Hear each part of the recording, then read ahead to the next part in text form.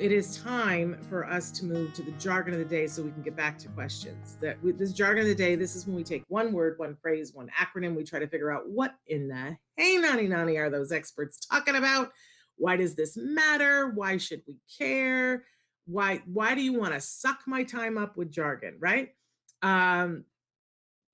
Listen, I trust me. Somebody else said, I want me too. They want to meet me too.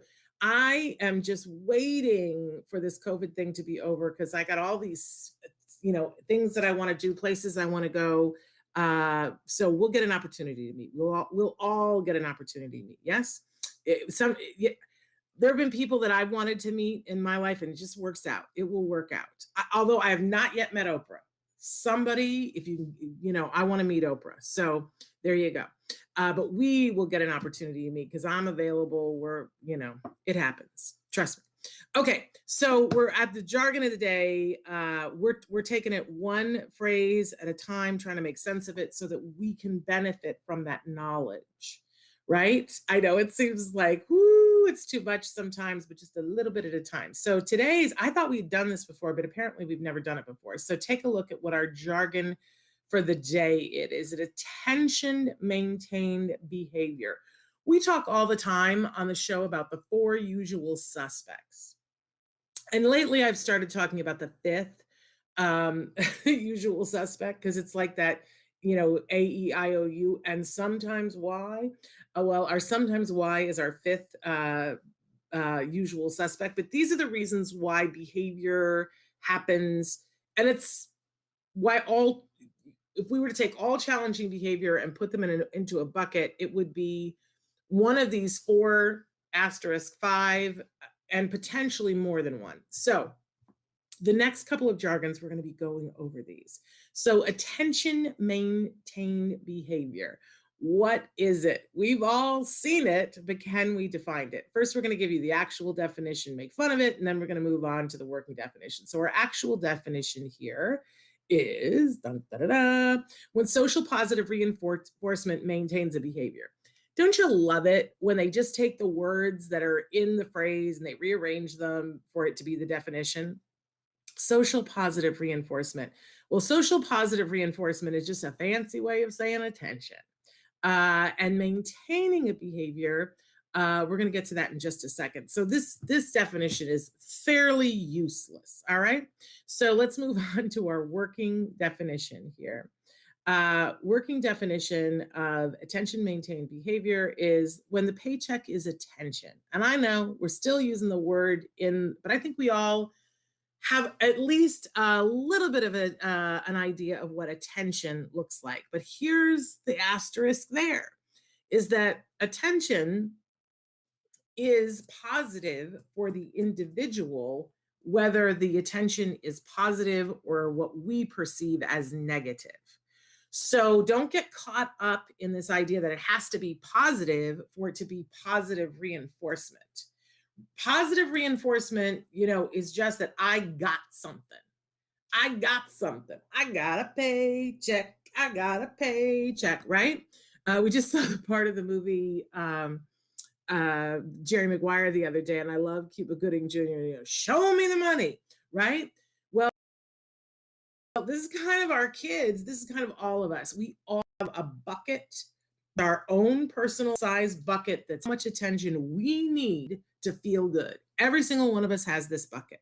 And when I used to be a school teacher, I would look at my students and I would think of them all as having that bucket right in front of them. And the buckets are different sized. Some people have a little tiny bucket, and anything more than a little bit of attention, and they don't like it. It's no longer positive for them. It's like, please take that away. I don't want to be seen. I'm shy. Don't make me stand in front of the classroom and have everybody applaud me. They just don't want that, right? Then there are other people whose bucket is a swimming pool. And I think some people who are like that, right? Now, this is not necessarily a bad thing if we're aware of it and if we understand that that's what's happening. Take a look at some celebrities, right?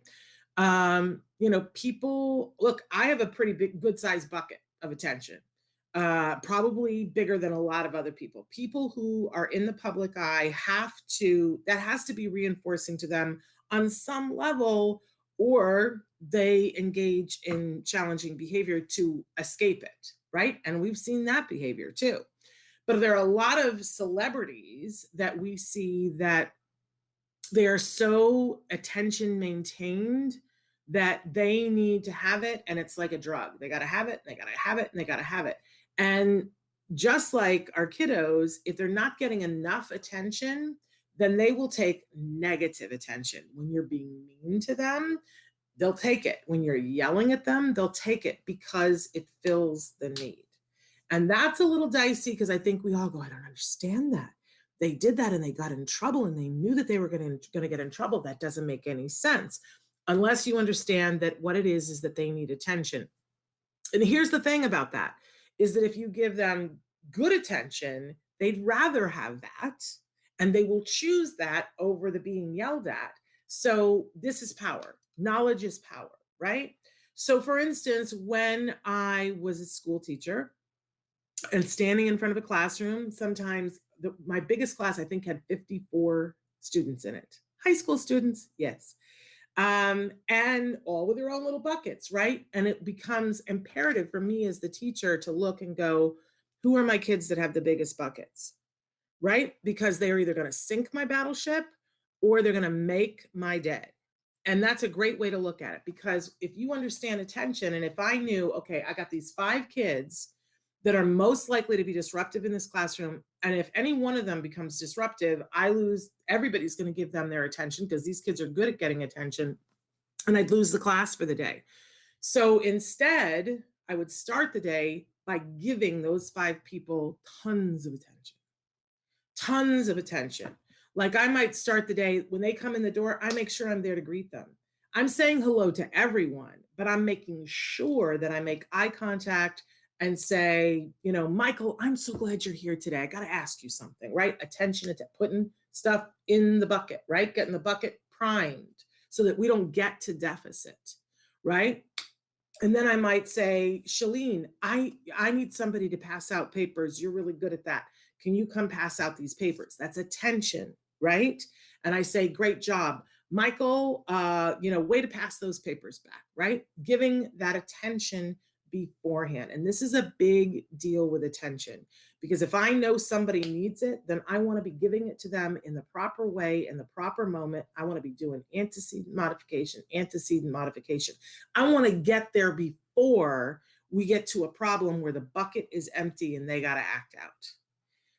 And when I would do that, took a little bit of energy on my part, not a lot, a little bit of energy. We start the class and everything is going good. I got to keep giving the attention though.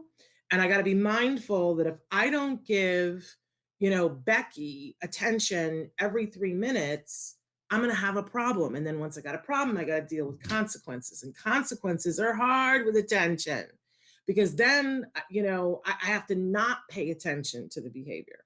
So here's the thing with attention. If you can build up that antecedent, what happens before, give them all the attention in the world so that you don't get to the problem. But if you do get to the problem, and by the way, we also want to be teaching them how do you appropriately ask for attention. Raise your hand in a classroom. When you're a kiddo at home and mom is on the phone and you want attention, we teach them how to tap on mom's shoulder and say, excuse me, or to sign, excuse me, or to point to I need help on an iPad, or picture exchange, whatever the mode of communication is, we teach them how to appropriately ask for attention. We talked about this with the BIP thing the other day. Got to teach the skill that's missing, right? But how to appropriately ask for attention, right? But if we get to all else failed at our behavior intervention plan, we didn't remember to give attention beforehand. And by the way, we don't teach in the middle of the behavior, we teach outside the behavior, but they didn't use the skill that they learned, or we haven't finished teaching it, whatever, and we got to the thing where they're acting out for attention. That is the hard part, because you cannot give attention to a behavior that is not, what we consider a challenging behavior. So in the classroom, that's that, somebody spits. I had a student throw a battery at my head for attention. And it just so happened that it missed. I felt it whiz past my hair and it hit the blackboard and cracked the chalkboard, cracked it. And it was meant for my head. And you know what my reaction was? Nothing. And I continued on with the spelling test that I was giving. And I acted like nothing happened. Because if I had said, "What on earth do you think you're doing?" It's just cha-ching, cha-ching, cha-ching in the bank. It would have been within my rights as a teacher to be like, go to the principal's office, right? But now he got out of the spelling test and he got attention, and everybody in the class would be like, "Woo," and it would take me 10 minutes to get back to the spelling test. Hard? Yes. But what it did in that moment was it taught all of my students, you throw a battery at her head, it doesn't get you the attention you want. So no more batteries were thrown at my head. It's self-preservation.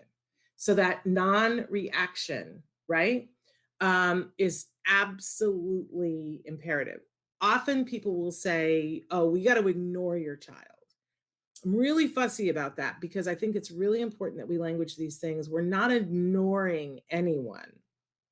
We're ignoring a behavior.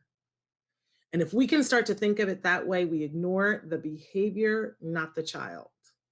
I had a parent once who said, "Well, they told me to ignore them. So they were doing whatever, and I put them in the room and I closed the door." And this was like a very young child. And I was like, "What? Then how do you know that they're okay?" "Well, but I need to ignore them." And for me, this is not the ticket. And I don't think there's anybody doing good quality ABA that's espousing ignoring the child or putting them in a room by themselves. Unless you have really good cameras that can see everything that's going on, I think that's a safety issue, right? But we can ignore the behavior, right? And we just don't give the paycheck for the behavior. And sometimes it's just a waiting game thing, right? Where let's say the child spits and you just and the child spits again and you're looking. You wait until there's like a 5-second beat, and then you can say something like, "Oh, like I don't know where your stuffed animal is," right? You do not give behavior to the spitting, but now the child is like, "My stuffed animal," and they come over and they show you the stuffed animal and you go, "There it is," and you are loving to them and you don't go, "You shouldn't be spitting," right? That's not a part of it.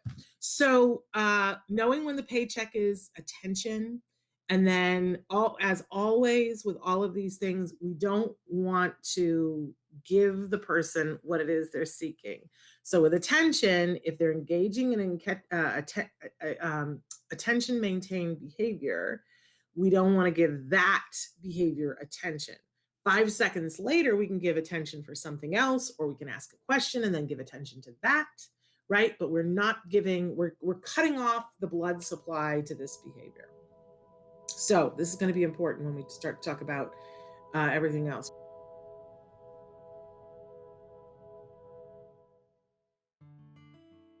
Thanks for watching Autism Live. If you found anything helpful in this video, please give us a like. In fact, make sure that you smash that subscribe button on YouTube and give us a like on Facebook.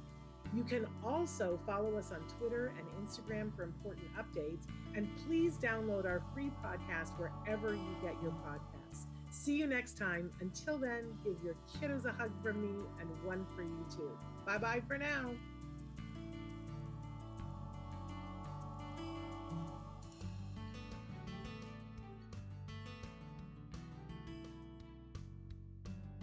To subscribe, click here. And if you'd like to check out some more of our videos, click here.